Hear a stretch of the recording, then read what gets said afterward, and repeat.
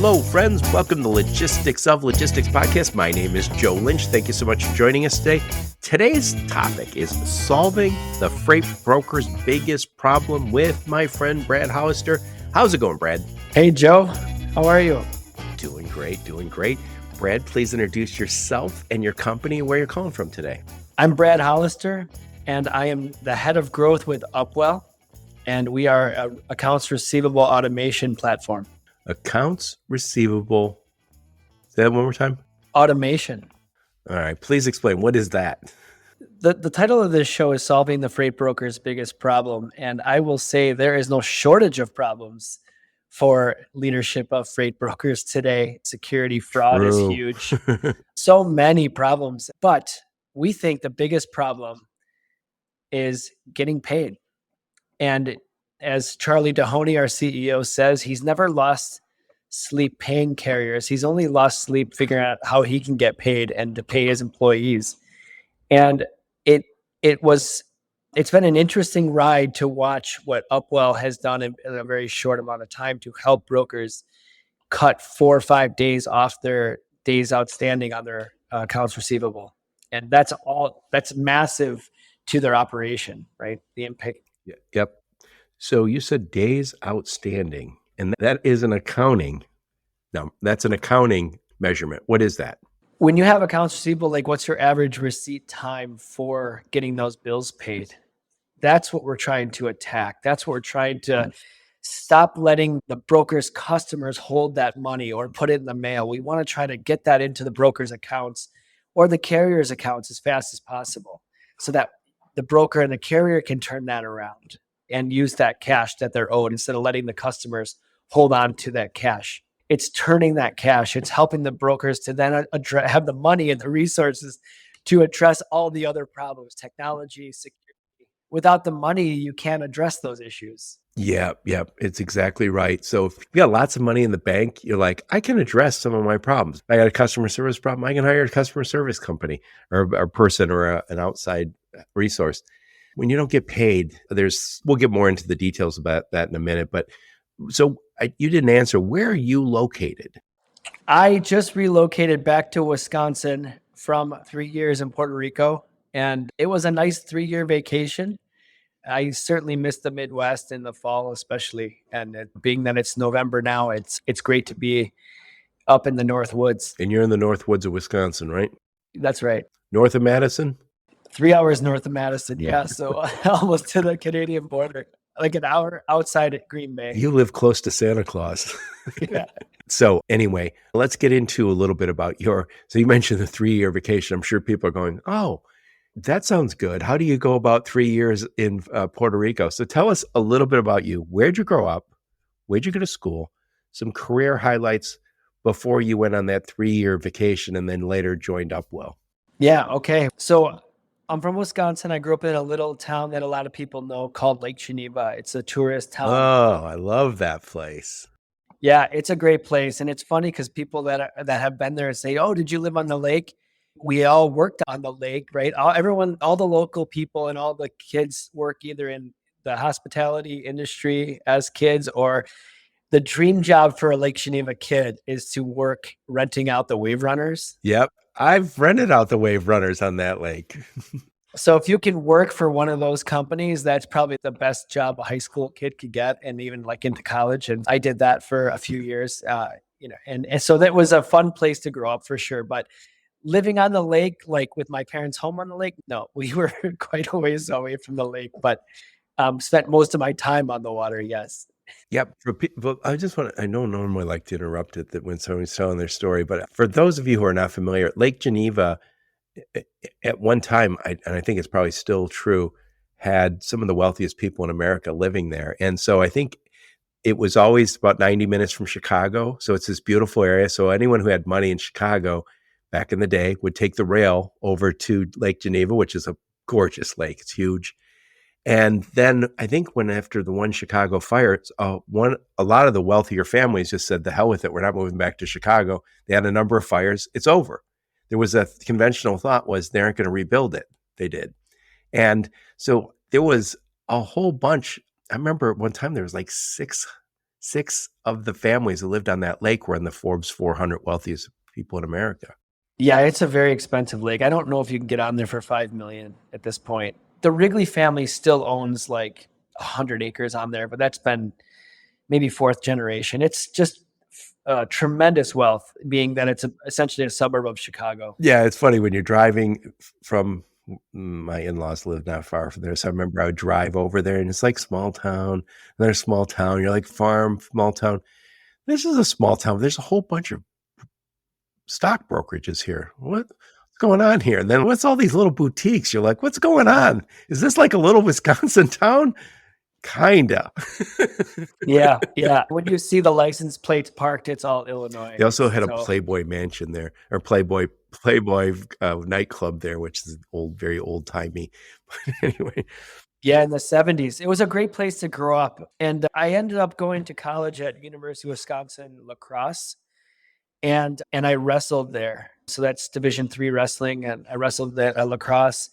Finished up with an undergrad in marketing, and then had gone on to sell airplane parts right before 9/11, which was a crazy time. bad time to sell.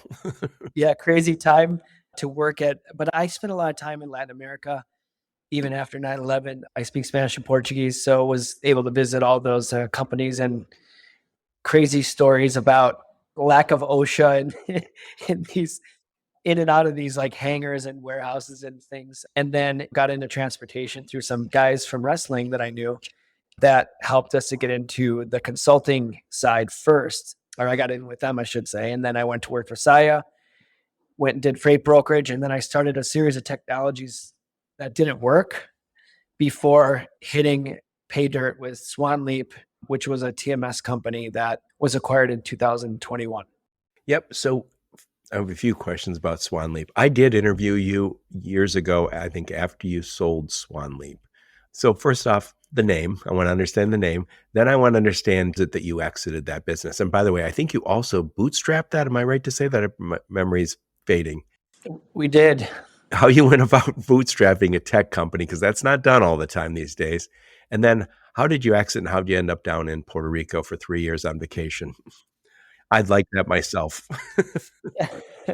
Well, I'll get to that. It sounds great on the surface, but so Swan Leap, the name wasn't Swan Leap when we started.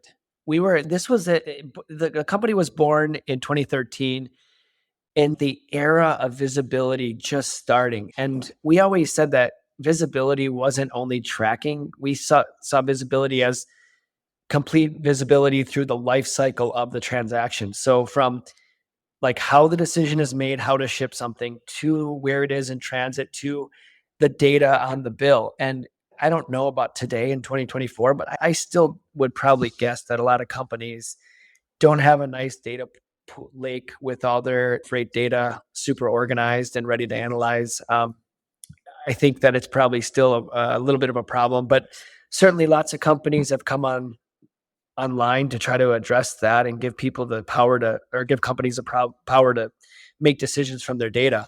So Clearview was the name of the company. And we got some fan mail one day from another company called Clearview that audited telephone software defending their trademark. And my first reaction was like, fight them, we're going to fight them. And my attorney's like, yeah, we can fight them, but there's 200 other Clearview companies out there. Our legal advice is to make a name that doesn't mean anything. And you've seen that in our space, all the strange names. They're done for a reason, because it can't be mistaken for anything else. It needs to be, when you say your company name the first time, it has to mean nothing. Otherwise, you probably owe somebody some kind of IP for making those words mean something. Does that make sense? That's how it was explained to me. So when we had to rebrand and change our name, we wanted to embody the Black Swan, because we thought what we were doing at the time was pretty unique compared to the competitors that we were coming up against in the space. So then, Joey, it was a function of finding a domain.com that had Swan in it.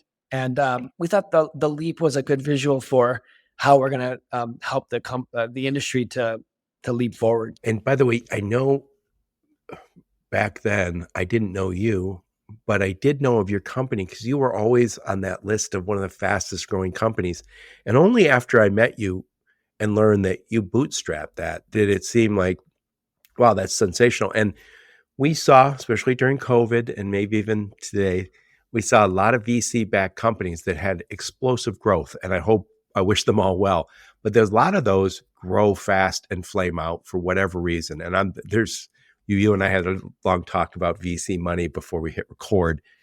I don't think you're against it. I'm not against it, but it is rare to see a super fast growing company, especially one of the fastest growing companies, be bootstrapped. So talk about growing that company as a bootstrapped company, and then talk about the exit.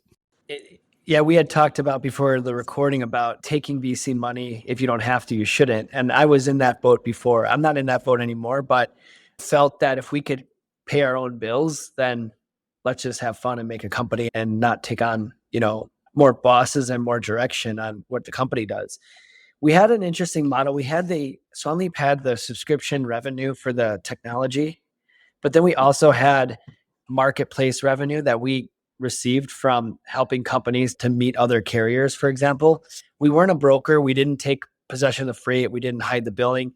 But if somebody wanted to use our marketplace, that was a whole different set of fees. And the fees were pretty lucrative. So we could actually do pretty well and fund our own growth. In hindsight, I think VCs bring more than just capital, at least the right ones. I think that they help you to see a lane and shoot through that while the opportunity is open. And I think Swanleap probably could have taken that and gotten through and become a leader a lot quicker based on the tech stack that we built. We could only call so many companies a week, and it took us forever to get the traction to get. We still went to Honda and Dish Network and like Polaris, and they told us like, oh, you're not on Gartner Magic Quadrant. And Gartner wanted, I think at the time, like certain number of years of revenue growth and of revenue in different markets. And we didn't have revenue in Europe and stuff, which was a requirement for, and so to be included in the Gartner Magic Quadrant was a pretty substantial qualification really in and of itself. So we didn't qualify. So we were bounced out of a lot of big opportunities, which prevented us from becoming a household name on this in the Gartner Magic Quadrant, which is how big companies buy software. So get onto that exit. How did you exit the company? And then tell us about your 3 years vacationing in the Caribbean, and then why you joined Up. COVID was really hard on us, on our business, because Swanleap, we did a lot in the oil and gas space. And because a lot of our revenue was from marketplace revenue, if the company wasn't using the marketplace, we weren't getting that revenue. So our revenue is down a lot during COVID. And it was a factor of our client mix, our customer base. So we decided as a family, Dane County is the county that Madison schools are in. And they decided to close schools for the year during COVID. And so COVID was a big factor in this because we decided to go overseas for a couple of months because my programmers wouldn't come to work anyways. So it was just literally my ops person and my controller and I in the office. And we had 50,000 square feet or something of office space that 3 of us were in there every day. It was a crazy time, as we all remember. But I said, it doesn't really make sense for us to stay here in Wisconsin in the winter. And my son's crawling up a wall anyways, going to online school. So let's go somewhere. So we decided to go to Puerto Rico for vacation for 2 months. Vacation meaning the boys and I worked at the table. They were in school. I was at work doing call after call. And so it was good. And then we had, in the first quarter of 2021, we had 7 or 8 inbound inquiries from strategics to acquire us. And it was nice. As a founder, most founders, I don't think, go into founding a company with an exit in mind. For me, to get through going through such a hard startup, you have to really be ride or die. You have to. And your co-founder or co-founders need to be ride or die. And your spouses, your families, all have to be all in on this company. So when you're that committed to making a company grow, like there's no time to start thinking about plan B, C, D, or beyond. Like there is no contingency. Like it is ride or die. And so we literally thought it was going to be like a publicly traded company or dead. And if you've ever read the book Shoe Dog by Phil, it's Shoe Dog really applies to every company. That's Phil Knight from Nike.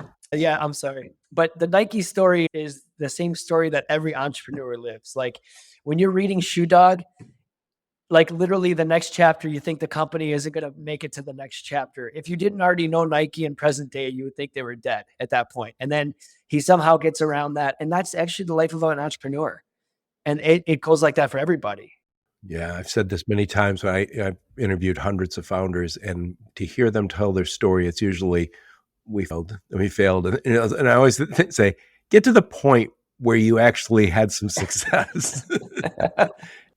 But I think that's the nature of it. Is I think there's an old saying, Winston Churchill says, success is falling from failure to failure with enthusiasm or without losing optimism.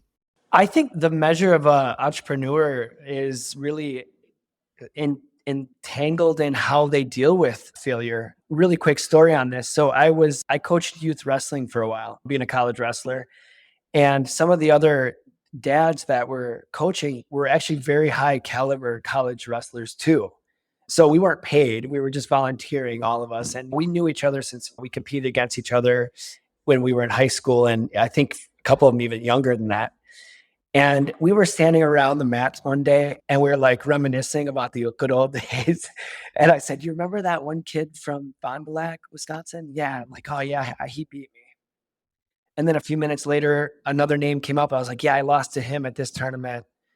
And then another few minutes went by and it was another name came up and I was like, yeah, I lost him in overtime. One of the dads turned to me and he goes, did you ever win? Right. I hardly ever lost, Joe. Hardly ever. But I don't remember any wins. I only remember losses. And I think the losses are what fueled the grind that it took to compete at a high level in anything. And that's certainly the case with any entrepreneur. The biggest surprise in going through the journey was just like oftentimes how employees can turn on you. Like how if I noticed if like I traveled too much and I wasn't there, it was just different.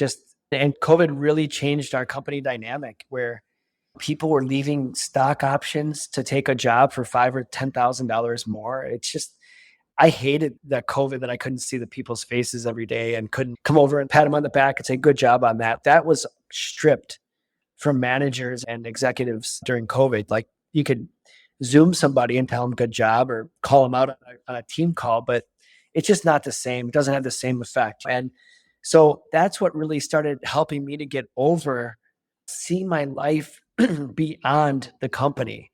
We were sitting out on the veranda overlooking the beach in Puerto Rico. And I looked out at the beach and I said, what if I'm not a billionaire? What if this is all this is? Life is just this, what I see in front of me.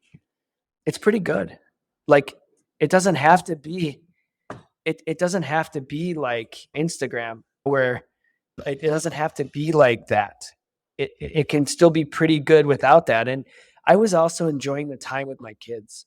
And so we entertained several of these offers and it was more about the synergy and the fit. Some were foreign companies that were trying to break into the US market. Some were a freight forwarding software trying to get into domestic freight. It was a good strategic fit and good reasons for several of these.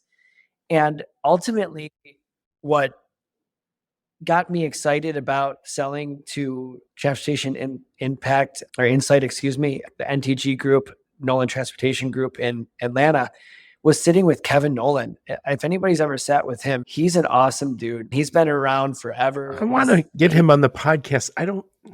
I've asked him. I don't know whatever happened with that. I should follow up with him. I know he's more of an investor now, but I know he's done fantastically well. And he, deep down, he's still a freight broker, dialing for dollars guy. He loves the hunt, the kill. And I don't know him that, but that he sold me on why this thing that we worked so hard and gave up so much for deserved to be in the hands of his. So did Transportation Insight get bought by Nolan, or did Nolan get bought by Transportation Insights? I think it was a merger. kind of came together. I think there was a lot of synergies that there was a lot of mutual benefit. So I'm not sure. It was before I came on. Yep. So you had a few years off after you sold your company, you made that transition, and then you're down in Puerto Rico, living the good life, or seemingly perfect. But what made you come back? What made you, first off, what made you join Upwell and come back to the States? I know Puerto Rico is a territory, so it's technically the States. So I stayed down in Puerto Rico for 3 years. I did a bunch of investing. I actually built with my wife a very big real estate company and deployed all the capital. I Invested. talked to you about in Vegas, or was it San Diego? One of the conferences I talked to you about that. Yeah. Congratulations on that. Thanks. It still was. We're still like looking at. It has to. Real estate's not passive, so we're constantly looking at like the bottom performers in our portfolio to see what we need to adjust and deploy. And it's not a great time to sell, but we look at it weekly to see how the performance is going. But I also did some seed investing in a handful of companies. Learned a lot there, and Upwell was one of the companies that I invested in. Charlie Dahoney's been a friend of mine a long time. I think a lot of people would say that about Charlie, that they've been friends with him a long time. He's a fast friend too, if you meet Charlie. Yeah, he really is. He definitely, and when you start to cover rocks in our industry, pick up rocks, you're going to find like Charlie was involved in some of these companies, and holy cow, Charlie's lived 10 lives. He's been a founder multiple times. He has been, his last stop was ZBox, where he was, and I think that's an accelerator or an incubator where he worked with dozens of companies. I know he's been an investor. I know he's written checks into companies and then jumped in and headed up sales. He's had some successful exits. He's been there, done that, got the hat, if there is ever somebody like that. Yeah. And so we were doing some investing together. He would bring me stuff. Hey, I'm thinking about investing, putting this money in, and you should do that. And so we were starting to build some, but then he was kicking around this idea. And I think any good company needs a story, like a purpose, a why. And he told me the story of when he owned his own brokerage, and he still owns some assets as well.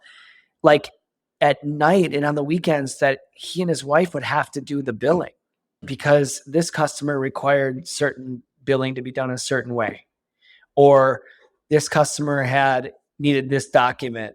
And so all these rules that live are typically in the minds of the accounting people. And so he told me, like, Brad, I think we can automate this. I think we can do this. And his excitement is contagious. It wasn't a problem that I had firsthand knowledge of, but until I started getting into it and seeing this, he got me really excited. So the company they built product in 23. They really launched in May. They had first paying customers a little earlier than that, but they really took on like a sales guy and a marketing initiative in May. And so watching the company grow so quickly in just the last number of months was really exciting for me. My personal life plays into this because timing really worked. I was in Puerto Rico. My oldest son graduated high school. So we spent the summer together in Puerto Rico, and we actually cleaned it up, painted, did some things, and moved out of Puerto Rico. We also moved out of Madison, our house in Madison. And we bought a house up in the North Woods thinking that I will never work again or never have to commute or anything again. And we just want to be out in the woods and have it be peaceful. So we moved out of Madison. We moved out of Puerto Rico into Wisconsin. And then we're homeschooling our other two children. And so my son is 13 and I can't be out like on the tractor or on the skid steer or doing stuff outside, projects and things, and have him looking out the window and listening to the backup siren on the tractor or whatever. It would drive him up a wall for sure, because he wants to do that stuff. He doesn't want to read about the Roman Empire, right? So I said, why don't I just do some work with Charlie, because I can help out while Ben's in school. And then when he gets out of school, then we can go out and do all of our guy stuff. So I started sitting on some calls with Charlie's team. I started like helping with some messaging, having some conversation with Charlie. And I'm like, look, I can help. I don't mind making cold calls, making some intros. I know lots of people. My network's strong. And I started to do that. And then it just naturally Rest fell is in. history. Yeah. Yeah. So it was more about, it started out as fun, and it was like very organic, the way that the relationship came together. But I have Charlie the other day called me one of his mentors. I would say the same for him. I wasn't expecting to hear him say that about me. He's certainly a mentor to me. And so there's like a mutual, just really good energy. And then Yeah, he's given me some great advice along the way too. Just one of those guys, and he's very generous with. He's a busy man, but he's been very generous with his time towards me. So appreciate that. And the team that he built at Upwell, that it is so, his ability to recognize opportunity is so like spot on. So he knew when he meets somebody, he's like, that person, this is where they can go in the company. And I really want that person. We got to find a spot for them. And the team that he built there is incredible. So let's get into this topic again. So today's topic is solving the freight broker's biggest problem, and the biggest problem freight brokers have is not getting paid on time. And so I know I'm gonna tick off some of the problems that caused, and then I want you to elaborate on them. So one of the challenges you have in a freight brokerage is it's not always a high margin business. Our friend Kevin Hill posted not so long ago that there was 30,000 freight brokers. Now that we're down to 25,000 freight brokers. None of those 5,000 freight brokers went out of business because they had really good cash flow. They had probably just the opposite. And what's a challenge a lot of times is you got to do the invoicing. And then a lot of times it's difficult. So they end up just factoring. You factor because the factoring companies usually have some automation. They have figured it out. And one of my sponsors, Denim, they do a great job on that. There's others, but there's companies that say, we will take that burden off your plate. And there are lots of other issues. There's sales problems. This is a low margin business. There's plenty of problems to deal with. But you can deal with problems if you have money. If you don't have money, you have to go get money. And I think what happens is people go, the hell with it, we'll factor it, or we'll just tolerate not getting paid on time. And a lot of the reasons is a lot of shippers say, I want the following information on that invoice. And the trusting Joe says, yes, they put it on there because they need it for their for their processing. The untrusting Joe says, you want stuff on there that allows you to reject my bill every other time I send it. So The truth is somewhere in the middle, maybe. yes. And again, I don't think people wake up in the morning and say, I'm going to go do something sinister or evil, but everybody who's in business is waiting on money. And in a low margin business, like a lot of freight brokers are, they don't want to have to hire another person to get paid. They don't want to factor invoices because they're not getting paid. I have factored invoices before, and it is a godsend. And when you need it, there's nothing better. But ideally, you don't have to do it every time you get invoicing. Please elaborate. Yeah, there's another layer of complexity here, and that is the adoption of these payment portals. Like the biggest ones are US Bank and Cass, who are both partners. I can completely understand how a major multinational, for the exact reasons I hit on early on about data, not only data integrity, but data centralized data access. That's why a major complex company would use a big centralized freight payment and audit platform. There's essentially a stamp of approval from a third party that this is what you owe in freight. These are the guidelines and the requirements that we want. If I was a shipper, I'm talking now, we want our freight payment auditing company to enforce these requirements, and we'll get one bill a week, and it just makes it so easy compared to, imagine a major company like Caterpillar or somebody like that. How are you going to pay 10,000 freight bills from many different countries? It's impossible, right? You need an army of people. So having a standardized freight payment and audit function is really, really good for major shippers. However, now take a even medium-sized freight broker or medium-sized carrier. You have some customers doing business with this freight payment auditing portal. You have others doing business with this freight payment auditing portal. And we're hearing that there's women in the accounting room at one of these major brokers that on Wednesdays, they bill this customer because they have to go into that portal. And then on Thursdays they do this customer, and on Fridays they do this customer because they have to manually upload invoices into those It's portals. intensive, labor intensive, and difficult. The challenge really starts to become the time. If you got your carrier bill on Monday, but you don't invoice that customer till Friday, you've already given your shipper customer a week before you've even sent them the bill. And so it's about the not necessarily like the function, because many have offshored this, but it's the time and the human touch that takes. And then to find out there's an exception with that.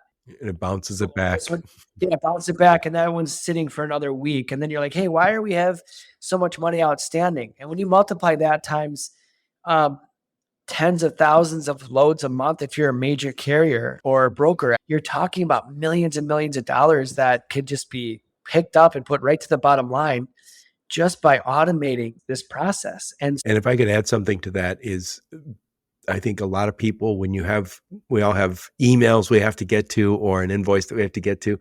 If it's challenging and you go, "Yeah, I'm not exactly sure what I'm going to say, or this is a pain in the ass. Every time I do this, it bounces back." We procrastinate. That's what humans do.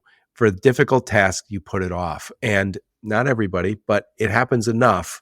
And if you can simplify it, and if you can automate it, then we take out the human desire to avoid challenging things. the problems don't stop there. Now, let's say you're a broker or a carrier and you do get paid and you get in a $54,287 payment.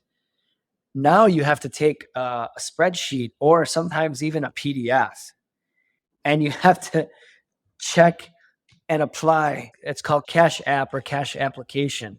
You have to apply that payment to open invoices. That's a major problem. And so reading the documents on the carrier receipt, what if they send you a carrier delivery receipt from a different load? That happens. If you're the broker, you have to sort through all that. So the problems in AR all end up contributing to not having enough money to keep yourself solvent.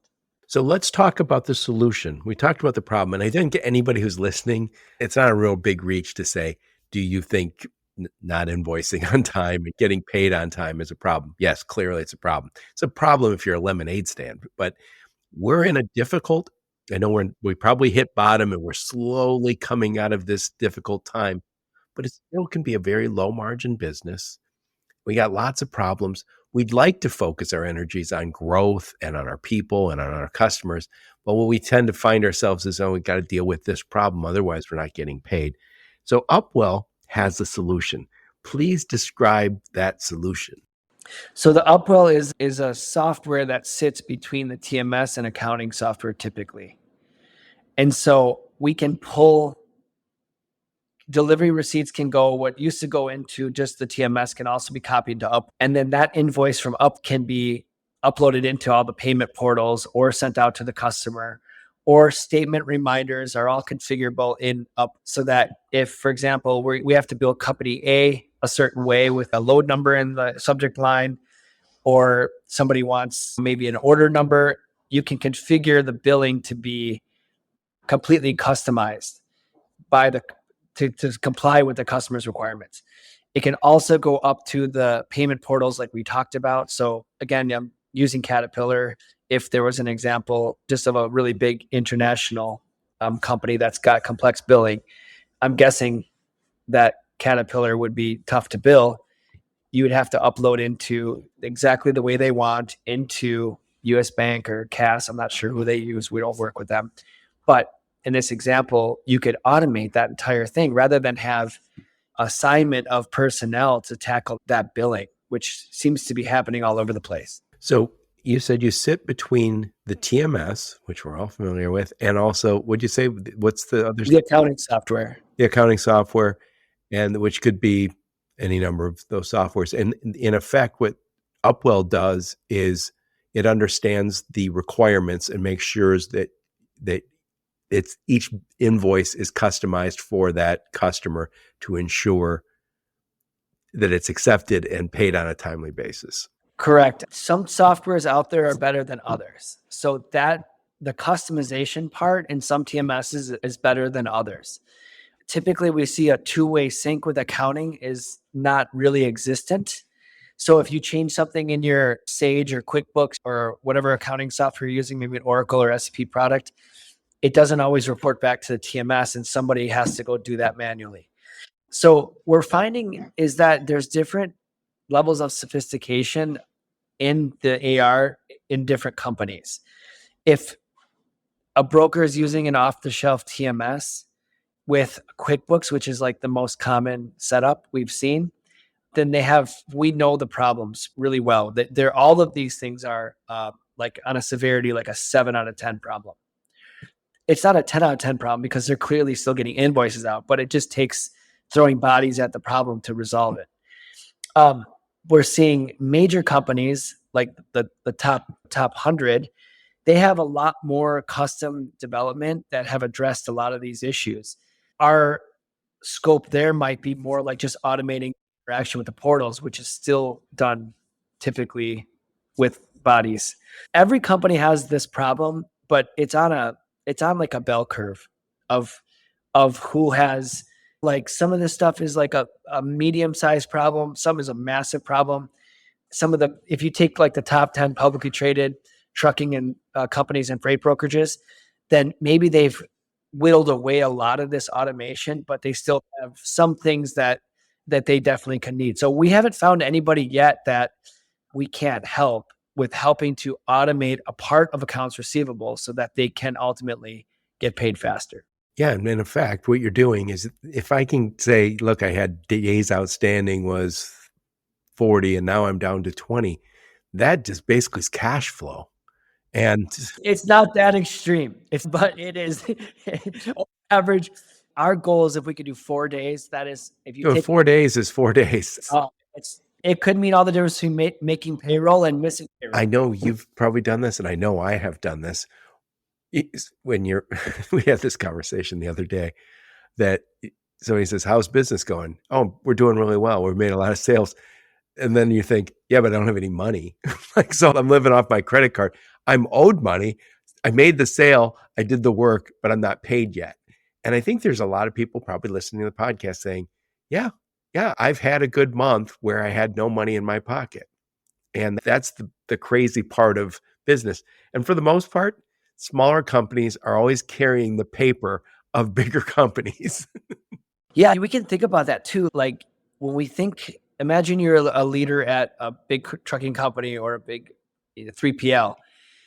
When you think about your best customers, I guarantee that a lot of them are like, that SOB, I never pay their bill, but they're our best customer and they're our highest profile, and maybe not the highest margin, but they're the best for your company. But you deep down, you swear them because, like, you need that money, especially the big customers, because they twist and tweak so much to make you work with them, right? What ends up being such a low margin that if you're not collecting that money, it could actually be the death of you, which we saw. Kudos to FedEx, right? With Amazon. I'm not saying that was all a billing issue, but I'll bet you if Amazon was paying them in a very net 5 or net 10, I'll bet you that they would have revisited that. Oh, FedEx used to have a deal with Amazon that they got rid of because of money flow.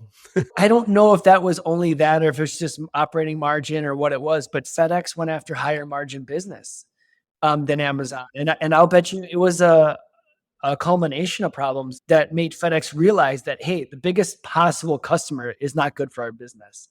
And I think that's the case with a lot of folks right now in the logistics space, going through a massive downturn.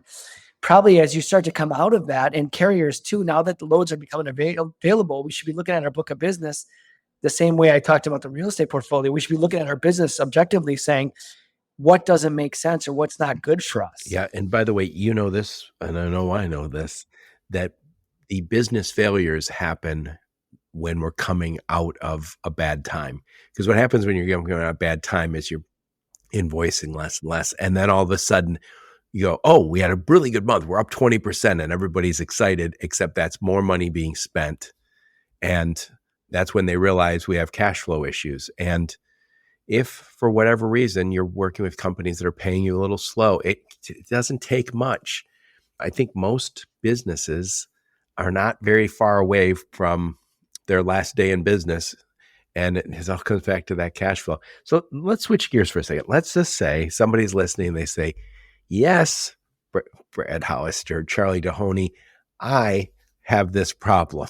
And that sounds like you have the solution. Let's talk about implementation. What does that look like? If somebody calls and says, hey, Brad, hey, Charlie, I got that problem. How do you fix it? Walk us through that. The most common problem that we see, there's several problems that we address.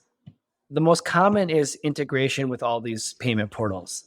So we already have all of that tech built. And this is the exciting thing for me as an investor, looking at this company, and then as a volunteer in the beginning of trying to make some phone calls and get on some calls and help with message. When I saw that this whole thing is built already, this platform of integration with these portals, and like a company can just literally direct all their proof of deliveries into an Upwell email address, and then that will just send it up to the portal. It really becomes a no code integration. Now, some companies have wanted to customize some of that, which requires coding. But for the most part, what I love is like, man, we could have somebody up and running in a day. That's unbelievable. And it's really, normally when you're selling TMS, you're selling other things. You have to go through like several rounds of committees and decision makers. And then finally you have to convince the person writing the check that this is something they need. But when we can go right to that person it's a very light solution. It's a fraction of a person essentially is the cost. Even to a big company, it's a fraction of the labor that it replaces. It's really a no-brainer for them, and then doesn't need IT to get involved. It's really a fun company to work for, that's for sure. And again, the problem is universal. It's in a lot of different businesses, but it really stings when you're a low margin business. And I've told this story before. My dad owned an engineering business, and I remember we were owed money by a big automotive company, and they didn't pay us on time. But we had engineers and CAD like designers on staff, and they all got paid very well. And I remember flipping through Sports Illustrated back in the olden days, and it said, sell us your invoices. And I was like, oh yeah, sure. Yeah, that's not for my invoices. And I called them. They were in New York, and they're like, we don't deal with anything automotive, but call these guys. They'll help you. And they were in Michigan. And I remember I called them, and I was like, as they were describing, we'll buy these invoices, I didn't hear what we were paying for that. I just said to my dad, I called my dad. I was like, hey, look at this. And that doesn't make any sense. That makes no sense. Why would they buy these invoices that aren't being paid? And then I was like, because they're like a loan. And then I remember my dad's, hallelujah, like it just really helped ease payroll so we can make payroll. But then I remember my dad said this, look how damn expensive this is. And there was no flexibility in that. Once you start sending one invoice, they wanted all of them kind of thing. And by the way, there's a lot of factoring companies out there that are great. And again, I mentioned my friends Denim, very flexible. They had a lot of value in the middle of that. But they'll let you do an occasional one, not every single one. But ideally, yeah, it's unique. Ideally, you don't need to factor your bills. And again, it's wonderful to have the option. That's why we have the Denims out there. But ideally, you go, I'm going to just get paid on the money I'm owed. I was owed it last Friday, and I got it last Friday. Hallelujah. That's how it should work. Factoring, I cringe to think where our country would be without factoring companies, because the factoring companies, trucking companies keep rolling. It's the grease, man. I was with Charlie in Vegas at Manifest 2 years ago, and an executive from a major carrier sat down with us, somebody that I know, somebody that he knows, and we were talking about Upwell, and it was just when he was kicking the idea around. And he said to this person, he's given like early pitch, right? Just pure raw emotion on the problem and what his solution that he envisioned could do. And this person looked on their phone and said, let me see how much we have outstanding right now. And they looked and they had a lot, like $60 million outstanding. And so Charlie said, how much of that is over 30 days? And did a filter on the phone. I didn't see the phone, just did the filter. And this executive said 45 million over 30 days. And so the point in that is I think that we've heard the expression time kills deals. Time kills this, kills the 3PL and the carrier margin, right? Because now you're introducing an element of risk to an adverse effect or even like a hurricane in a region or an earthquake or like any kind of like non-controllable risk that doesn't exist if you just get paid faster. But there might be a risk to business next week, next month. Even a well-intentioned or well-positioned company could have some kind of strange situation that would now all of a sudden wasn't a planned risk that would interrupt that cash flow cycle. And that's like another intangible element to this. It's just get the money, just collect the money. Charlie says, stop letting your customers have access to your bank account or stop letting your customers hold your funds. And it's really true. And so if we could get brokers and carriers paid faster, then it really starts to help them to address all the other challenges in the business. But without this money and without this cash cycle, it's tough to address. Yep. And I'm thinking you mentioned that you want to help them get 4 days, which is basically a week. And I think if I'm hearing you, this speeds up when you invoice. So we're going to invoice faster and we're going to be more likely to be correct or compliant with what the customer wants. So that's how I get the time back. And again, time is money. I remember even when I've done some other consulting things, helping some people, and I have to send an invoice. And a friend of mine is a laborer. He did some work here at my house and he didn't send me an invoice for. Oh, I've done that. I've delayed on that. You get busy with other stuff. You're traveling. You don't invoice. I got to do it. Oh, and then your family wants to go to the movies or something. I'm going to do that when I get back. I'm too tired. I'll do it tomorrow. Like now that's on a small scale. Of course, we are hearing that there's a major grocery store chain that's literally almost impossible to bill. So the requirements are so hard. And so we're working with this broker to start to watch those workflows because it's time for us to go downstream into the more niche payment portals because chances are this grocery store chain probably has several hundred carriers also that are experiencing the same problem as the person we're talking to. I mean, they literally have to take 4 women on Wednesdays in the afternoon. They just this grocery store and it's crazy. I've experienced this when I was selling logistics services. I remember meeting with a customer and they insisted that we were doing mostly less than truckload. And I remember they said on the BOL, we need the following information. And it was just, I was like, this doesn't all need to be on the BOL. And they're like, yeah, that's our requirement. And I was like, it makes no sense. And I was like, I don't even know why you would want to share this put it on the BOL. But they were wedded to it. And I remember we didn't win that business, but I remember saying afterwards, I was like, probably for the best because this was going to be like a real pain in the ass. And every time you'd move a load for them, it would be like, don't forget to add the other 16 lines of gibberish that they need for that deal. And by the way, I'm being a little dismissive of their needs. A lot of these companies, I think, are using the bills for the data. So they want to be able to connect this field to this field. So who am I to say it's not necessary? But if it slows me down from invoicing because it's a pain in the ass, and if it slows me down from getting it through on the first time, I'm costing myself money. It's not hurting them. It's hurting me and my company. We heard a publicly traded controller of a publicly traded 3PL this week say, I understand these large shippers use these payment portals, but they forget sometimes that they're the customer. So they can choose to make it easy on their vendors.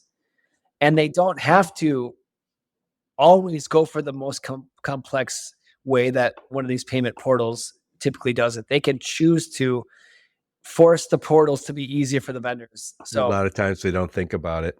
Yeah, it has been a lot of fun just to see how there's so often, Joe, that we talk to a company, a small 3PL, maybe like 100 million in revenue, which is still a pretty sizable company, but on the grand scheme of things, not massive in the 3PL space. But just hearing the silence on the phone and then finally someone going, gosh, we need this so bad. And that's what for me in seeing Charlie's passion, knowing that he is a very investable person in terms of his business acumen, his success, and then watching the team he built, looking at the impact of these companies that the product has on these companies. It's just been a super fun way to spend my time in the last 2 months. Anyway, let me wrap this bad boy up, then I'm going to get your final thoughts on the topic. Let me summarize. So I'm talking to my friend Brad Hollister. We're talking about solving the freight broker's biggest problem. And as we've discussed, one of the biggest problem is money. I can solve a lot of my other problems if I have money. And where we're not getting our money is on a timely basis is on our accounts receivable. And a lot of times that's due because the invoicing is very difficult, has a lot of requirements. If you don't comply fully, you don't get paid. It gets bounced out of the portal. And so what you guys are doing is you're coming between the TMS and the bill and the accounting system and doing that customization. So when that invoice gets submitted, it's correct because the AI is doing it and it's consistent. So no longer do I procrastinate about that pain in the ass bill. It gets pushed out. It gets pushed out quickly. And that solution is getting them days outstanding. So in effect, you said 4 days, which I was like basically a 1 business week. If you can get all your money 4 days faster, even for a small firm, that is a massive upgrade. It's days you don't have to borrow from your credit card. And the implementation, from what you said, is very easy. Oftentimes the goal is no code. I love it. So put a big old bow on this one, Brad Hollister. Final thoughts on the topic. watch up. It's a cool company. It's cool people. And the Mount Rushmore of the logistics industry probably have a few dollars in it, actually. And to me, that's important because it shows that they believe in it. The adoption is wide. They recognize it's a massive problem. The company really was founded in 2024 and has already achieved results in the last 6 months alone. So I'm having fun at this point in my career. I love working with Charlie and his team and making a lot of friends and changing a lot of lives for the better here. So I love it. I love it. What I'll do is, Brad, I'll make sure I put a link to your LinkedIn profile, a link to the Upwell website, and any of the links you and your marketing team give me. I will also put a link to my last interview with you, which was a few years back. And I'll put a link to the interview I did with Charlie, I think in 6 months ago, 8 months ago, whenever it was. Anyway, what conferences will we see you and the fine folks from Upwell at? I really wanted to go to Freight Waves in Chattanooga, I think next week or the week after. We have so much stuff that we're trying to get over the finish line through the rest of the year. So we decided as a group to just keep heads down and hammer it through There are so many conferences. It's hard to get to them all. I was at CSCMP, I was at Trimble. I love both those events. And I was at the cybersecurity conference in Cleveland. And I would love to be at so many others, but to your point, somebody's got to go do the day job. I think for us it's and my title at Upwell is head of growth. So I need to really drive the strategy and where we spend the money. We're not a huge company right now, but we need to spend with not the shotgun approach, but the more of the calculated approach on where we spend our money. And for me, I think we need to set goals of what we want out of each conference. I would love to go to Freight Waves. If anybody from Freight Waves is listening, please change it. Not this time. This is going to publish after the event. Oh, is it? Okay. I wish Freight Waves could be the first week in December when everyone's already in punt mode anyways for the year. Because after December, no one works anyways. For me, Manifest is good because it's a partnership. Yeah, it's going to be for partnerships. I think we need to get to the individual where the users are and the decision makers are. TIA is going to be really good for us on the sales side.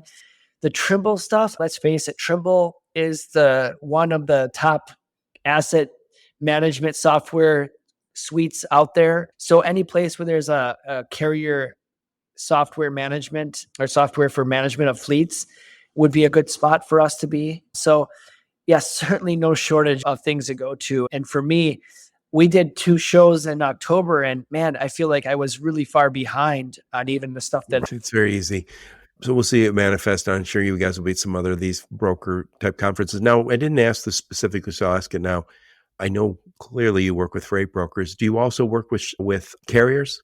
Yeah, the carriers are great for us as well. And we have a lot of conversations with large carriers. The carrier has to have complexity for Upwell to be of value. Imagine if you had one truck and you were just working within the CH Robinson ecosystem, or you were just factoring, we can't really help you. So the thing is, I think that if carriers are using factoring companies, they're probably not a good fit. Now, factoring companies are not as automated as I would have thought either, though. So I think we'll see some announcements about us partnering with some factoring companies to automate some of their back end as well. But really, the sky's the limit here as far as the Upwell journey. Even overseas, freight forwarding and invoices, these problems exist all over the world. And we're excited for the opportunity to address them. I love it. I love it. Brad, thank you so much for taking the time.